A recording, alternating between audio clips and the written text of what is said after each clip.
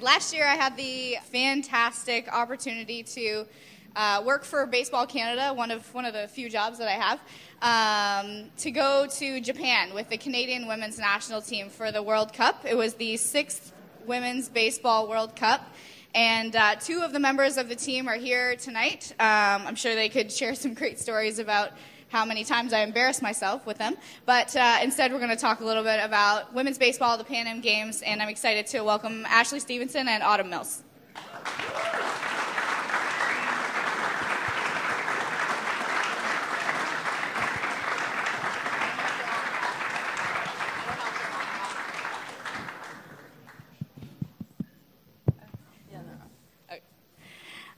Ashley is in the pink. Ashley has been on the women's national team since it started in 2004. Autumn is in the black. She's been on the team since 2005. She started at just 16 years old, and they've both continued with the team the entire time. Ashley's been to 6 World Cups. They happen every other year. Autumn's been to 5 World Cups, including the most recent one in Japan, where I joined them. And also, most interestingly enough, Ashley her full-time job is as a teacher. She's the head of the phys ed department at Nelson High School in Burlington, and Autumn is a police officer in Burlington. So it's a well, that's a better reception than we thought you were going to get. I never usually get that reaction. And when we eventually open up for questions, we've already decided there's going to be no answering questions about speeding tickets or the strike, so try and stay away from those. But I find it interesting just because it's completely different from the men's sport. The women have full-time jobs. They work all the time. They also play baseball in a men's league in the Toronto Baseball Association. They also have to keep themselves in shape for World Cup, for Pan Am. They spend a lot of time working on their craft. And then Autumn and Ashley also work for the Toronto Blue Jays Baseball Academy as instructors for camps all over Canada. So I find it fascinating how much work actually goes into it when it's not your full-time job to play baseball.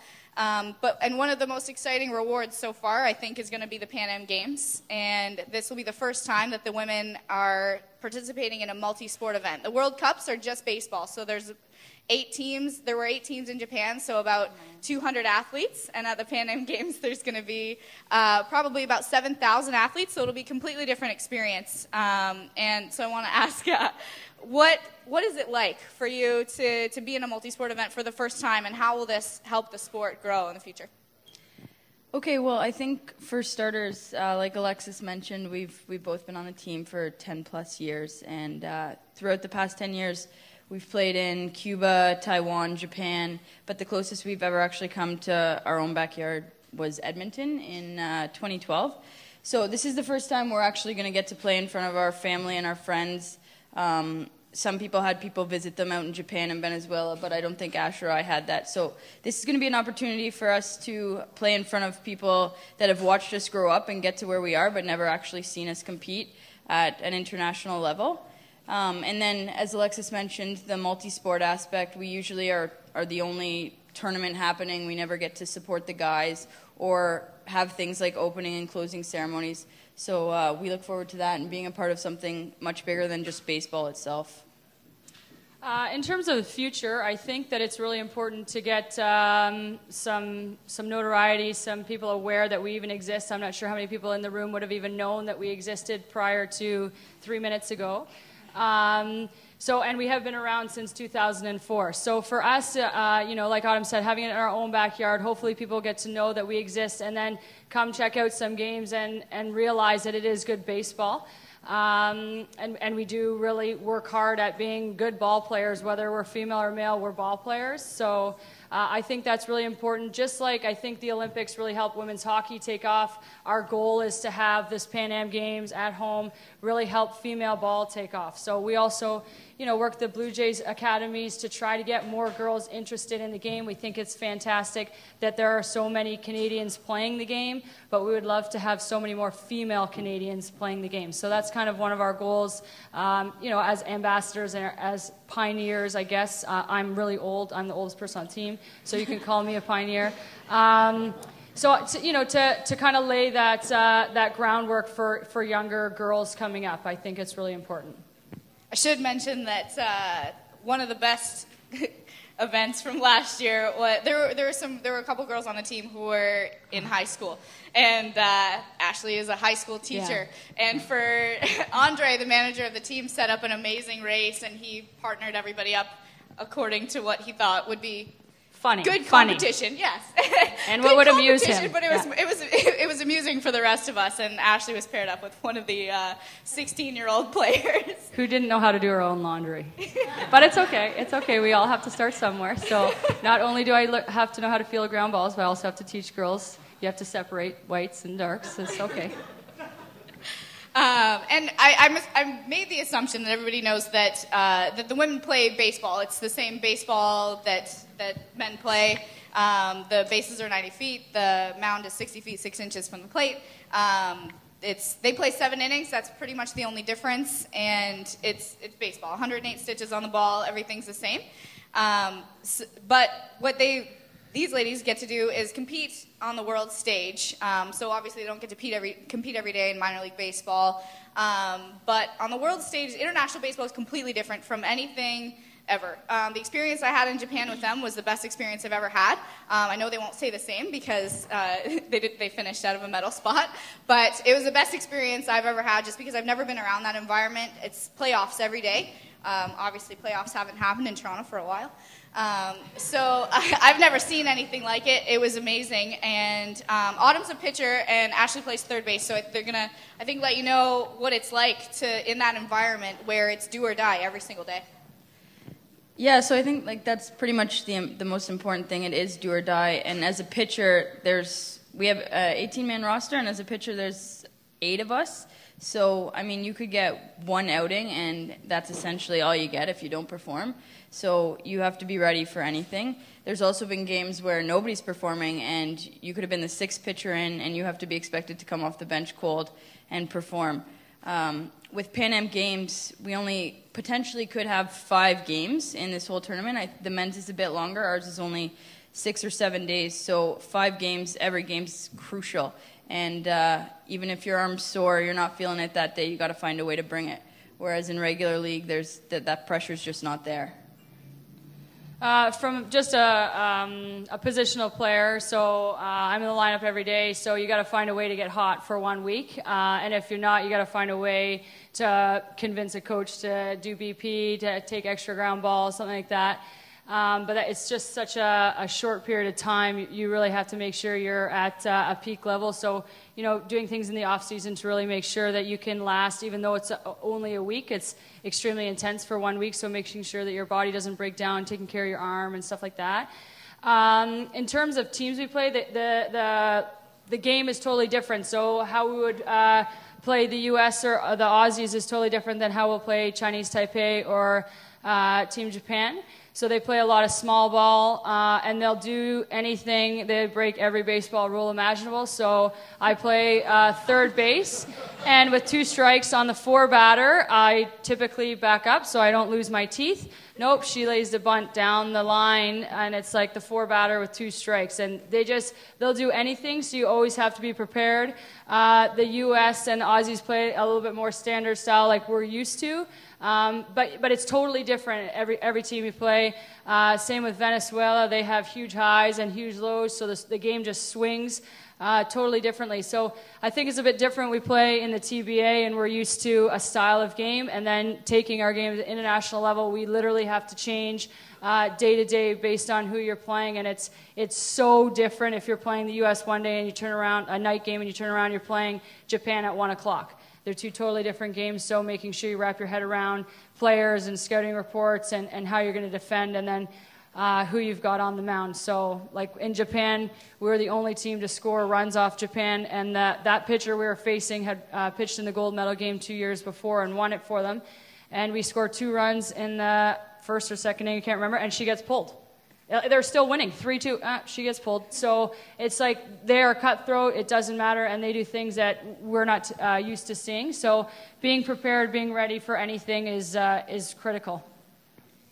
And I should stress, in the TBA, so they do have an all-women's team, but they play against all men's teams. They are the only women's team in the country. And I really don't know how they filled it out, but you guys managed to do it. And then I think the best part is hearing about some of the experiences that they've had. We certainly had our own set of experiences in Japan, but I'm going to let them tell you the first place that I think that you guys should talk about is Venezuela and the experience you had there. That's Autumn's. I got Cuba. All right, so I don't know if anyone actually heard about this. It did make international news. But when we were in Venezuela in 2010, the actual tournament was held at a military base camp. And during Hong Kong... In Caracas, so the Caracas, which I believe is like the most dangerous city in South America. Highest crime, highest drugs, highest everything. There's no rules there, really. Anything goes. And during Hong Kong was playing, I think they're playing the Netherlands. And no word of a lie, the shortstop got shot on the field. She got shot in the leg. And really to this day, we don't know how, by who, where, why. And they kind of just brushed it under the carpet and said, okay, we're going to move to the tournament. So they put it on hold for 2 days in hold, fairness yeah. to make sure everything was safe. Yeah. They brought in dogs to sniff to make sure there's no bombs or anything around, and then they moved the tournament. And they said that a military person was shooting in an area they might not have supposed to be shooting, I guess, and that's how the bullet ended up on the field. Hong Kong pulled out, and she was rushed home for emergency surgery. But aside from people getting shot, we do have a couple other experiences as well.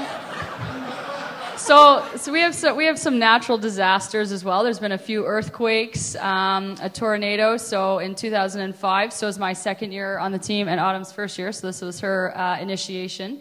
We are in Havana. We're 3 days into a 7-day friendly with Cuba, and we just get a little notice, oh, pack your bags, you've got 10 minutes to get on this bus. We got to evacuate.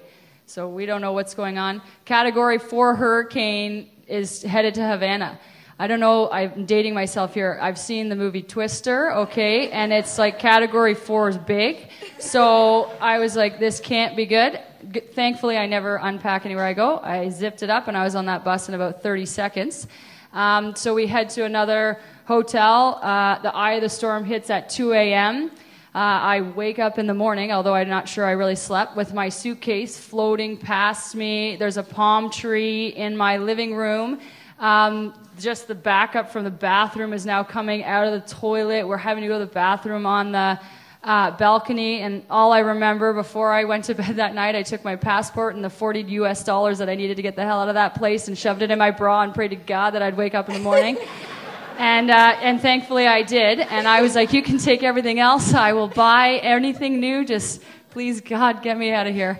So 3 days later, after some stray dogs were around and whatever, the show does go on. So they fired us back to the original hotel, and we finished the last couple days of our tournament. And there was a couple squatters at the stadium at that point because that's where they housed some homeless people. But we had extra fans, and we just kind of rolled with it. There was a guy in our dugout who smelt a little bit like, I'm not sure if it was alcohol or urine or a little bit of both, but and the coach was too worried. We kept saying, Andre, who is that guy? And he's like, I don't know.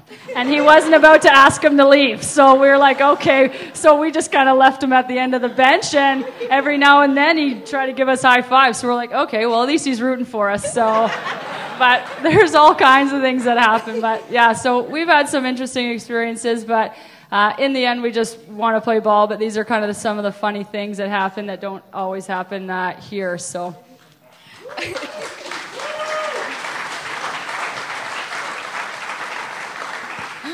We do want to open it up to questions if anybody has any. If not, we can just keep going with this line of storytelling.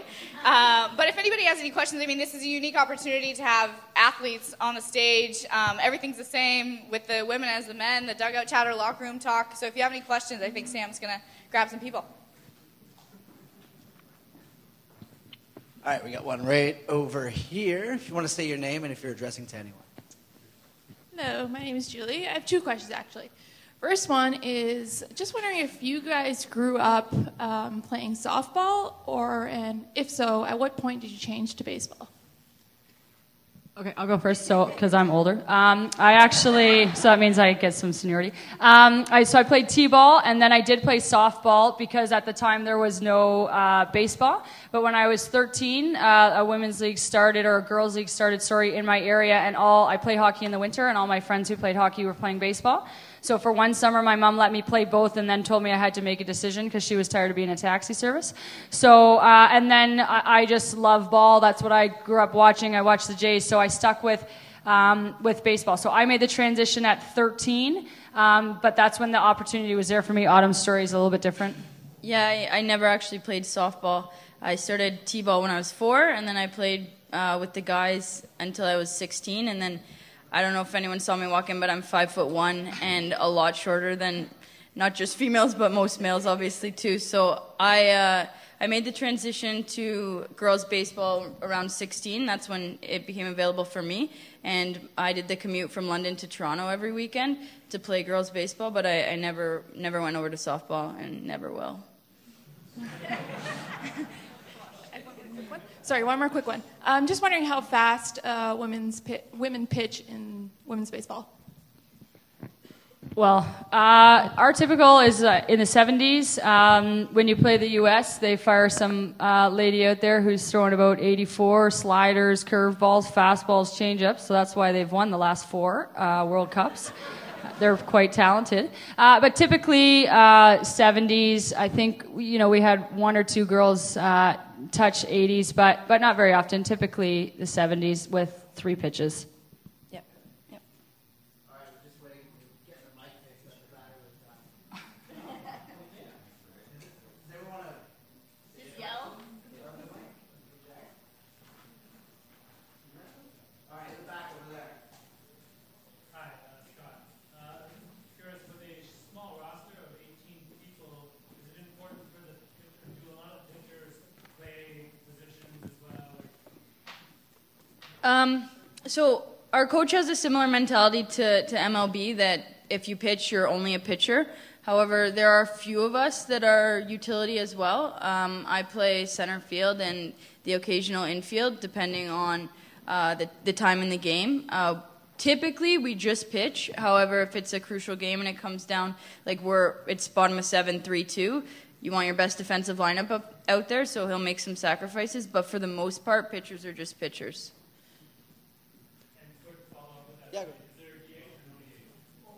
Yeah, we use a DH. We have some pitchers who he does let hit, but for the most part, we use a DH. All right, we got time for about one more question. So, get over here. Coming in. Here you go, bud. Thank you. Hi. Just a question. Forgive me if I heard you wrong earlier, but you said that in women's baseball it's only 7 innings as opposed to 9. Is that correct? What's the reasoning for that? No idea. It's always been like that. Oh. They tell us we're only allowed to play 7, and then it's over. Oh, interesting. Yeah. Question, do you use metal or you hit wood? Yeah, we use metal bats. It has to be a drop 5 and no lighter than a drop 5. When we play in the guys' league, though, the guys use metal, or the guys use wood and we use metal. They're not too happy about it, but... They're just not happy when we beat them, exactly. And then they say, well, you're using metal bats. And I do want to say before we say goodbye to Autumn and Ashley that next week is their selection camp. So So the roster will be picked on May 16th. They come to the Rogers Center. It's not open to the public at the Rogers Center on Sunday, Monday, Tuesday. And then they start games against some men's teams. They play like the Toronto Mets 16U team and a couple other teams like that at Connerville Park and I think in Ajax and around the city. I can find out for anyone who wants to know. Then they come back to the Rogers Center on the weekend, and the team is selected for Pan Am. Before the Pan Am Games in July, they will head to Quebec and play teams in Quebec to prepare. And then hopefully everybody will make their way down to the Pan Am Games. The women's tournament is July 20th to the 26th. The men's tournament is before that. The men's team are the defending gold medal champions from the Pan Am Games 4 years ago. They were also inducted into the Canadian Baseball Hall of Fame. Good for them, yeah. So this is really exciting to be on home soil. They're playing in Ajax July 20th to 26th, and hopefully everybody can come out. So I wanted to say thank you. Thank you.